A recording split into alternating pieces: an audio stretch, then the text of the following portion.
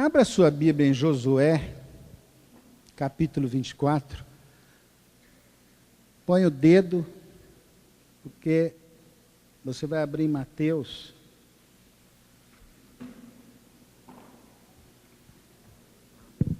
Capítulo 5. Josué, capítulo 24, versículos 14, 15 e 16.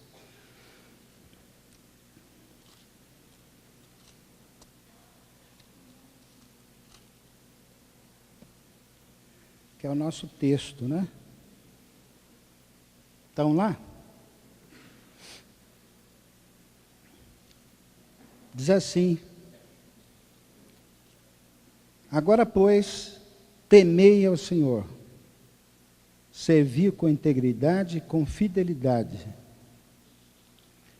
Deitai fora os deuses aos quais serviram nossos pais, além do Eufrates e no Egito, e servi ao Senhor.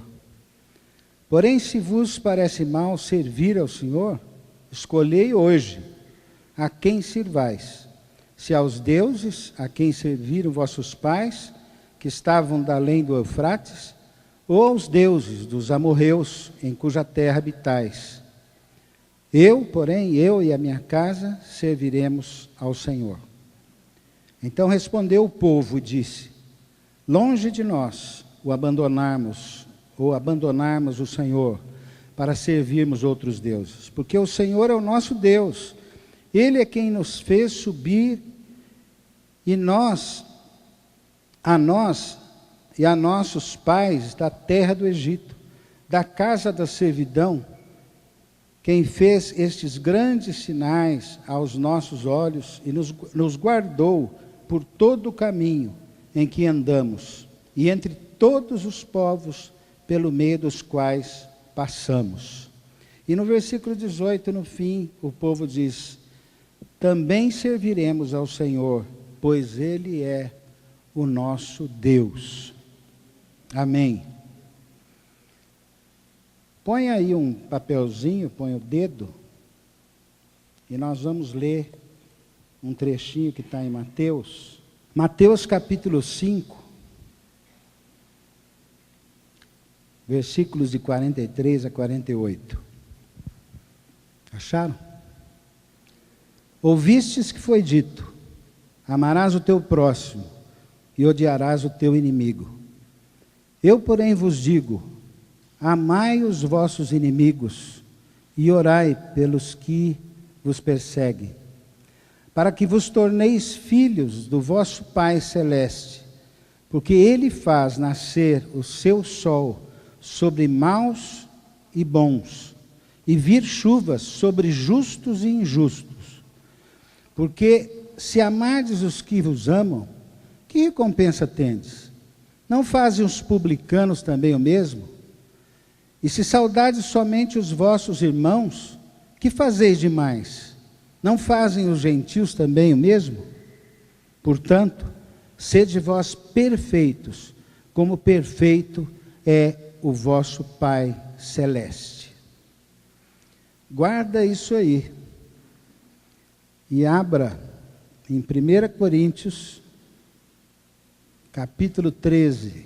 Ainda que eu fale a língua dos homens e dos anjos, se não tiver amor, serei como bronze que soa, ou como símbolo que retine. Ainda que eu tenha o dom de profetizar e conheça todos os mistérios e toda a ciência, ainda que eu tenha tamanha fé, a ponto de transportar montes, se não tiver amor, nada serei. Ainda que eu distribua todos os meus bens entre os pobres, e ainda que entregue o meu próprio corpo para ser queimado, se não tiver amor, nada disso me aproveitará. O amor é paciente, é benigno, o amor não arde em ciúmes, não se ufana, não se ensoberbece, não se conduz inconvenientemente, não procura os seus próprios interesses, não se exaspera, não se ressente do mal, não se alegra com a injustiça, mas regozija-se com a verdade. Tudo sofre, tudo crê, tudo espera, tudo suporta. O amor jamais acaba. Mas havendo profecias desaparecerão, havendo línguas cessarão, havendo ciência passará, porque em parte conhecemos e em parte profetizamos. Quando, porém, vier o que é perfeito, então o que é em parte será aniquilado. Quando eu era menino, falava como menino, sentia como menino, pensava como menino. Quando cheguei a ser homem, desisti das coisas próprias de menino, porque agora vemos como um espelho, obscuramente, então veremos face a face. Agora conheço em parte, então conheço, também sou conhecido.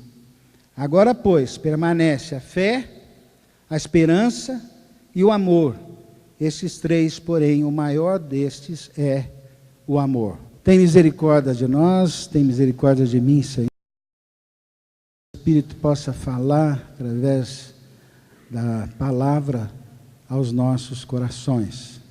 Que a Tua palavra, Senhor, a palavra que transforma, que cria, a palavra que exorta, a palavra que edifica, possa flechar os nossos corações e as nossas mentes, para que a nossa mente seja transformada por ela, a ponto de nós nos transformarmos, nos tornarmos um pouquinho mais perfeitos, um pouquinho mais santos. É isso que nós te pedimos nesta noite, nesse lugar. Amém. Voltando lá para Josué, há 2 semanas atrás eu preguei na igreja sobre esse texto, mas eu falei mais com relação à família. E eu acho que esse texto, ele fala muitas coisas, pequeno texto aqui, e poderíamos ficar só aqui. Agora, pois, temei ao Senhor. O temor do Senhor é o princípio da sabedoria. A Bíblia fala muitas coisas sobre a sabedoria, principalmente no livro que Salomão escreveu de Provérbios, não é? A mulher sábia,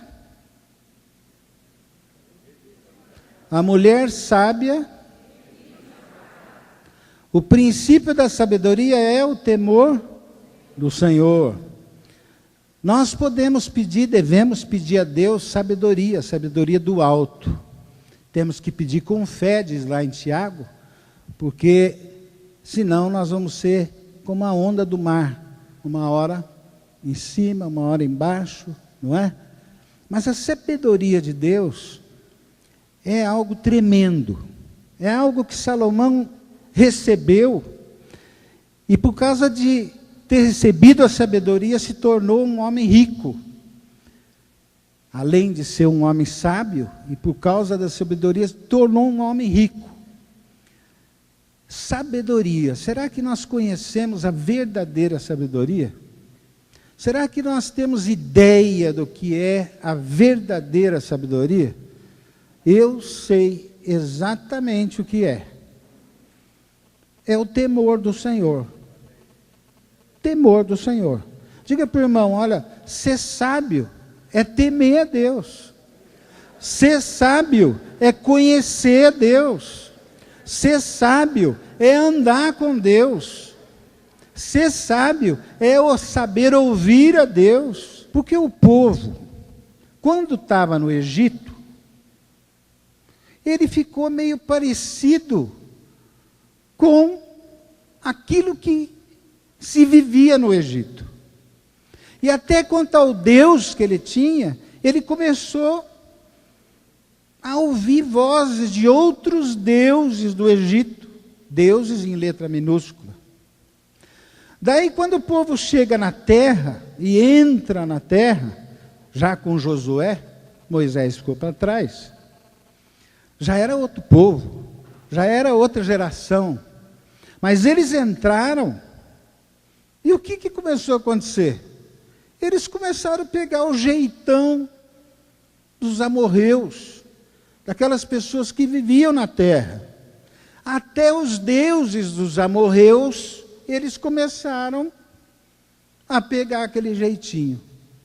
Mas o homem, o ser humano é assim. Hoje, eu posso dizer com os 2 pés juntos, infelizmente, A igreja, que é o povo de Deus, vive no mundo. Jesus orou: olha, eu não peço que os tires do mundo, Pai, mas que os livres do mal. Por quê? Porque o povo tem a tendência de pegar o jeito do mundo, da onde ele está.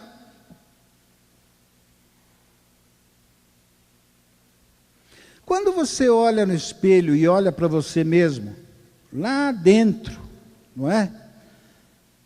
Com quem que você parece?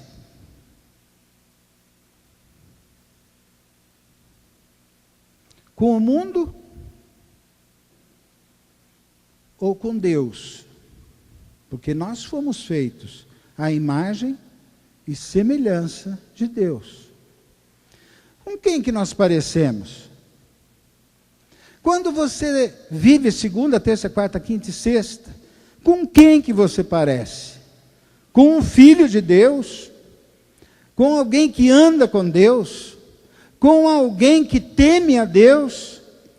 Ou você tem algumas coisas também desse mundo? E como a gente pega, fala a verdade, como a gente pega? Todo mundo faz. Eu me lembro quando que eu já fui pequeno. Eu me lembro quando eu era menor, né? E eu estava no ginásio estudando, e de repente uma garota ficou grávida. Colega nossa, não era da minha classe, mas a gente conhecia.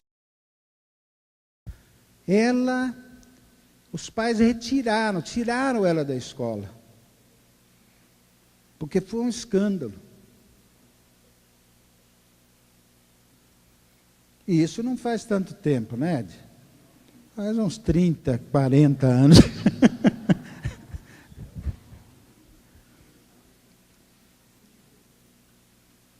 Agora, hoje, parece que não tem importância a gente dizer assim: fulana engravidou. Por quê? Porque se tornou comum. Porque o errado parece certo, porque acontece, está acontecendo todos os dias e toda hora. E isso entrou na igreja. Com quem que nós parecemos? Com quem que nós parecemos? E Josué diz aqui: olha, porém, se vos parece mal servir ao Senhor,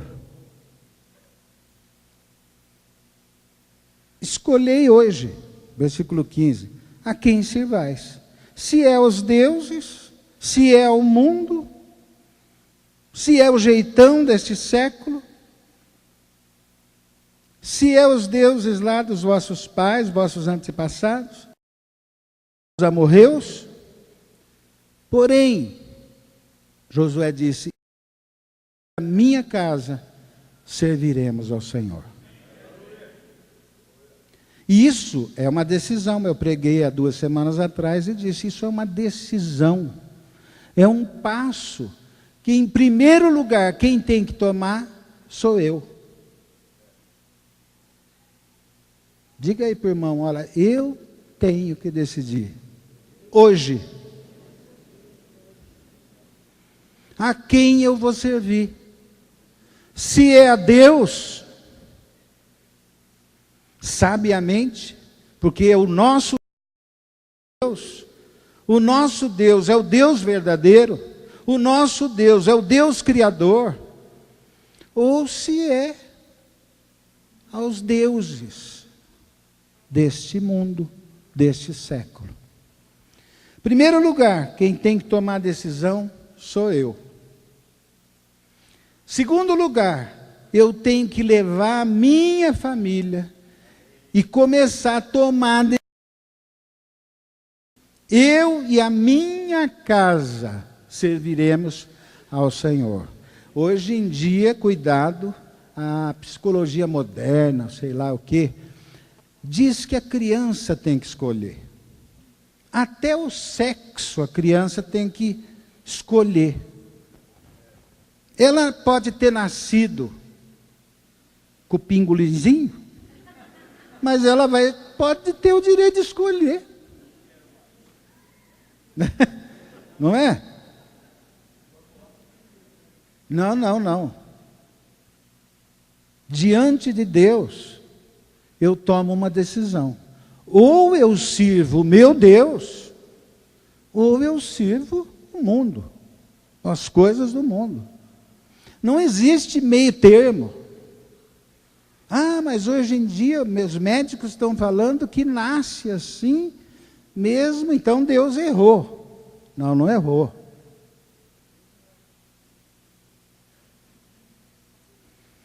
Eu e a minha casa serviremos ao Senhor.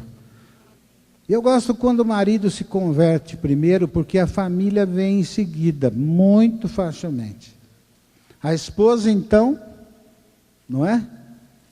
Quando a esposa se converte primeiro, é muito mais difícil o marido vir. Vem. Não desista. Continue orando, porque vem. Não é? Mas quando o marido vem, eu e a minha casa serviremos ao Senhor. Eu e a minha casa, minha esposa, serviremos ao Senhor. E os filhos têm que ir atrás. Filho dormindo, porque ele tem sono. Você vai ter dificuldade em dizer essa frase que Josué disse: eu e a minha casa serviremos ao Senhor. Mas a esposa é aquela coisa que eu falei, lembrar vocês, alguns não estavam, a esposa é parte do homem. A esposa é uma só carne com o marido. Não é? E Deus nos fez um no casamento.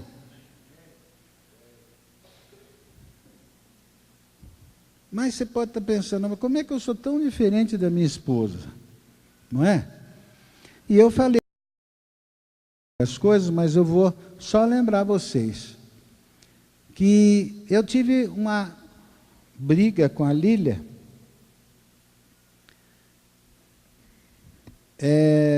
feia. Isso eu tinha já uns 2 anos, né, Lília? 2 anos de casado. E eu tinha tido estudos com Jaime Kemp. Eu mandei um recado para ele: ó, aquele negócio que você me ensinou na teoria, na prática. E eu quis entender a minha mulher. Senhor, eu quero entender minha mulher. Quero saber como é que ela é. Quero descobrir como que é a mulher. E depois de muito orar, Deus me respondeu: você nunca vai entender as mulheres.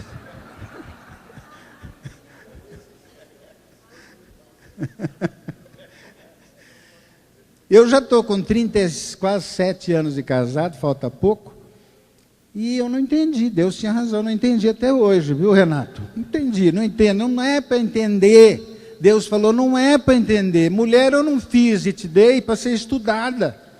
Mulher foi feita para ser amada.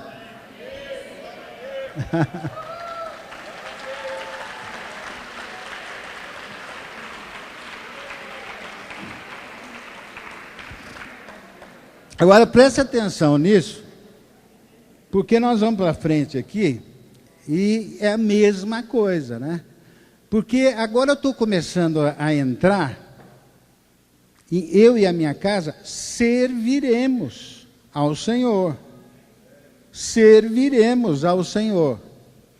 Eu tenho que servir a minha esposa, meus filhos. Mas aqui depois, no versículo 15, Josué escreve e diz o seguinte, no versículo 16: então respondeu o povo: longe de nós abandonarmos o Senhor para servirmos outros deuses, porque o Senhor é o nosso Deus, o Senhor é o nosso Deus, Ele é quem nos fez subir da terra do Egito e tudo mais. E depois no versículo 18, também nós, o povo, serviremos ao Senhor, pois Ele é o nosso Deus. Ou seja, o povo do Velho Testamento somos nós, a igreja do Novo Testamento. Nós somos o povo, diga para o irmão, nós somos o povo de Deus. Olha, e quando nós tomamos a decisão, eu vou servir ao Senhor, a minha casa vai servir ao Senhor, e como povo, nós tomamos a decisão, nós como povo também, serviremos a Deus e não aos outros deuses. Não é? Serviremos ao Senhor. E eu tenho que dizer que servir aqui significa submeter-me a Deus, me submeter a Deus, entrar debaixo da cobertura desse Deus, me tornar súdito desse Deus, me tornar servo desse Deus. Para quê? Para servi-lo. Ou seja, para amá-lo. Lembra da esposa? Não foi feita para ficar. Você tem que ir conhecendo a sua esposa, mas sempre, sempre com atos de justiça. E atos de justiça significa atos de amor. Amor aqui não é caridade. Amor aqui não é caridade, fazer caridade para ela. Não, amor são atos de justiça. Amor são atos de justiça que nós temos que ter para Deus, servi-lo, obedecê-lo. Amor são atos de justiça que nós temos que ter para com a nossa esposa, para com o nosso próximo, os nossos irmãos, para com os nossos próximos aí da rua, do trabalho. Atos de justiça. E eu me lembro então de Mateus, antes daquele texto que nós lemos, ou melhor, depois daquele texto, mas é no mesmo sermão, aonde Jesus diz assim: buscar em primeiro lugar o reino de Deus, buscar em primeiro lugar o reino de Deus, o governo de Deus, e buscar a sua justiça. E como nós ouvimos sobre justiça? É só se ligar a televisão no da Atena, ou no outro lá, o Marcelo, alguma coisa, ou, enfim, né, tudo no mesmo horário, eu fico mudando assim. E aí tem um crime, o cara matou o filho de alguém, e aí esse alguém diz assim: eu quero justiça.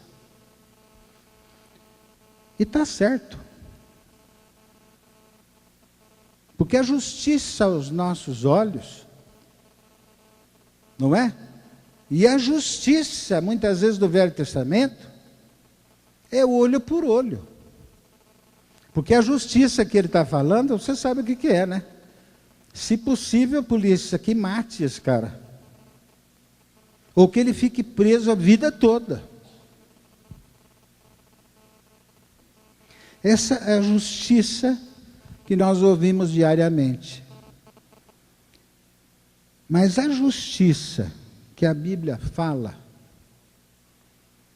é a justiça de Deus.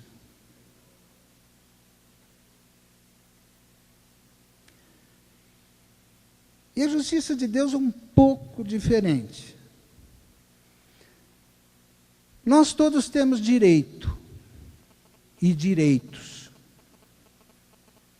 não é? E nós reclamamos pelos nossos direitos. Toda criança tem direito à escola, tem direito a etc, etc, saúde, etc, etc, e nós também.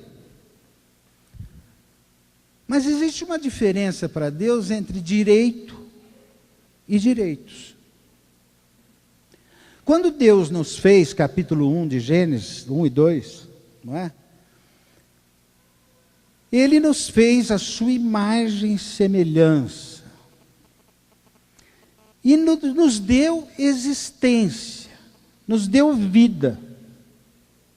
Do nada, Ele fez com que você existisse e eu existisse. Aí, nós ganhamos o direito de ser, de viver. Não pensa que Deus precisava de vocês e de mim. Ele resolveu ter uma família. E nos trouxe do nada e fez com que nós existíssemos. E é por isso que nós estamos aqui. Você ganhou o direito de ser e existir. Amém? E automaticamente, diante desse direito de ser e existir, você ganhou direitos de comer, de plantar. Isso está lá, capítulo 1 e 2 de Gênesis. Toda a criação foi feita para nos servir. De pescar, de matar um animal e comer. Amém? O direito de saúde. Na época, acho que Deus era o médico, não é? Portanto, nós ganhamos o direito de viver e automaticamente direitos que até hoje do pão de cada dia. Amém? Deu para entender? Ora, qual e como funciona a justiça de Deus? Do princípio. Ele fez chover. Não existia bons e maus. Não é? Não existia injustos e justos. Até então. E Deus via a sua criatura, o homem, a mulher, os homens e as mulheres, justos, bons. Ele, quando fez o homem, quando terminou a criação, ele olhou e viu que tudo era bom. E para ele, tudo era bom. Ele olha para o homem e olha para os homens e vê a sua criatura com o direito de ser e existir.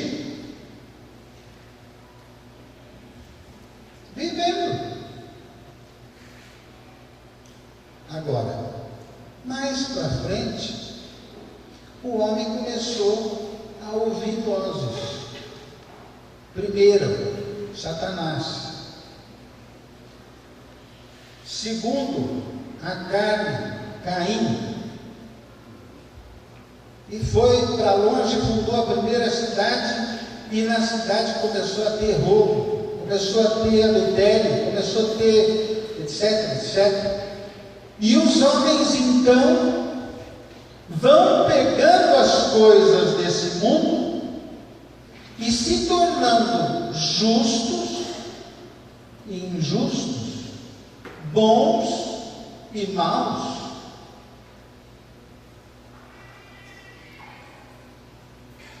Aquele africano Mandela,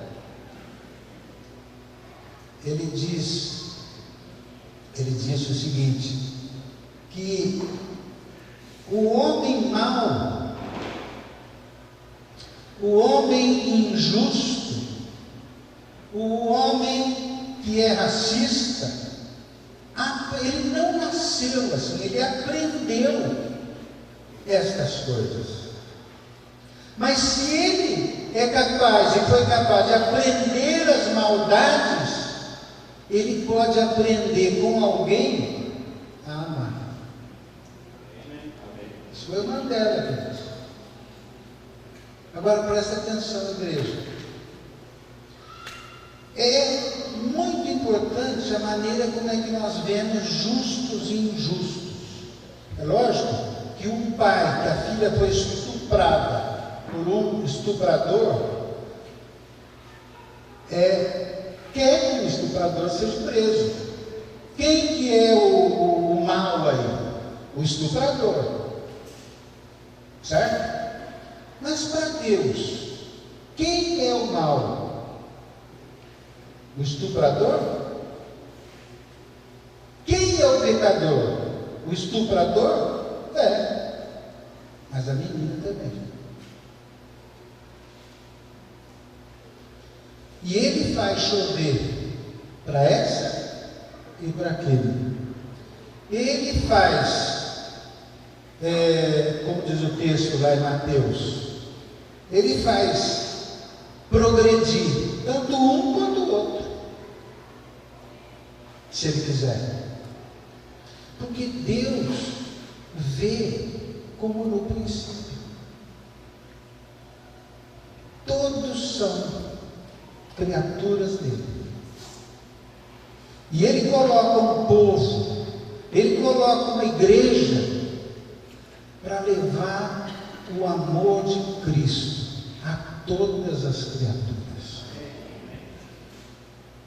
Ele coloca dentro da igreja pessoas boas e pessoas não tão boas.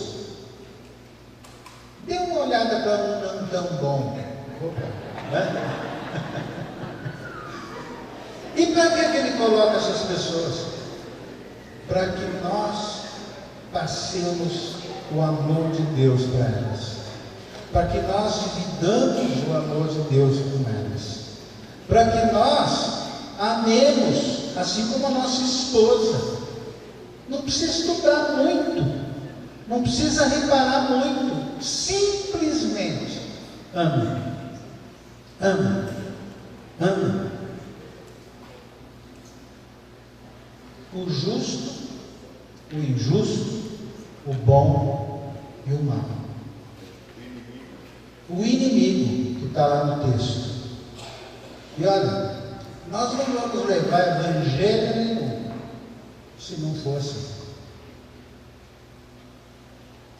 Você pode ir para as praças, você pode ir, se você não amar, está escrito em 1 Coríntios. Se não tiver amor, vai ser um barulho, vai ser um movimento. Eu e a minha casa, não adianta você falar, você tem que amar a casa, orar por ela, ajuntar e orar juntos, porque senão só vai ser um barulho. Eu e a minha casa serviremos ao Senhor. Eu e a nossa igreja serviremos ao Senhor. A decisão nós já tomamos. Agora nós temos que tomar a decisão de amar, amar e amar ao Senhor e ao próximo. Aquele que diz que ama o irmão está aí, né? Mas não ama nada, e diz depois que ama a Deus, é mentiroso. Sabe o que a igreja primitiva fazia? E que atraía as pessoas de fora? Eles tinham uma vida em unidade, amor, consideravam os outros superiores a si mesmos, tomavam suas refeições juntos, se amavam, oravam juntos, de dia, de noite, no templo, nas casas. E isso Esse amor atraía o povo lá de fora e Deus ia acrescentando aqueles que iam sendo salvos. Você quer servir ao Senhor? Se disponha a amá-lo e a amar o próximo. Amor é ação. Amor é reconhecer que aos olhos de Deus não existem bons, maus, justo e injusto, porque só existe justo se esse foi justificado por Cristo Jesus. Dê um abraço no teu irmão e diga assim: nós dois juntos vamos servir ao Senhor, em nome de Jesus. tvcmc.com.br é o nosso canal para compartilhar o Evangelho do Reino de Deus e o senhorio de Jesus Cristo.